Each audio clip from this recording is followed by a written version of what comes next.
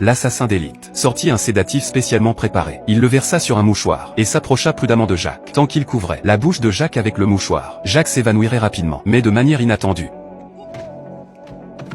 Complètement inconscient, Jacques réussit à échapper une nouvelle fois au danger. 2 heures plus tard, l'assassin se réveilla enfin. Furieux, il repoussa les pneus, préparant à poursuivre Jacques et à mettre en œuvre son plan de secours. Mais au même moment, il fit accidentellement déclencher le mécanisme de son poignard. L'assassin d'élite tomba sur place. Lorsque le général apprit que la mission avait échoué, encore une fois, il réalisa à quel point la situation était grave. N'ayant plus d'autre choix, il décida de faire exploser Jacques. Jacques ne vérifie jamais son rétroviseur en conduisant. Il ne savait pas que cette habitude allait lui coûter la vie. Saisissant l'opportunité, le bombardier appuya sur l'accélérateur et fonça. Il fixa une bombe à retardement à la porte de la voiture et partit rapidement. Pendant ce temps, Jacques restait complètement inconscient que la mort était déjà arrivée. À ce moment-là, il restait 1 minute sur le compte à rebours, et 10 secondes passèrent rapidement. Jacques n'avait plus que 50 secondes à vivre. Mais de manière inattendue, une guêpe entra soudainement dans la cabine du conducteur. Jacques agita frénétiquement les mains, essayant de la chasser. Mais peu importe ce qu'il faisait, elle ne partait pas. À mesure que le compte à rebours de la bombe approchait, la guêpe obstinée ne tarda pas à enrager Jacques. Quand il ne restait que 30 secondes, la guêpe devint soudainement encore plus agressive. Puis sans avertissement,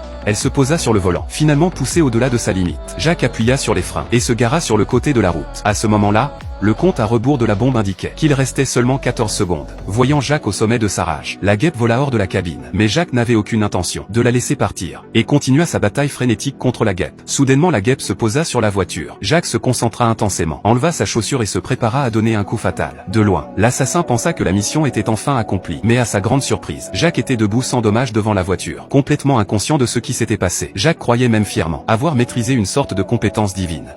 Some kind of divine skill.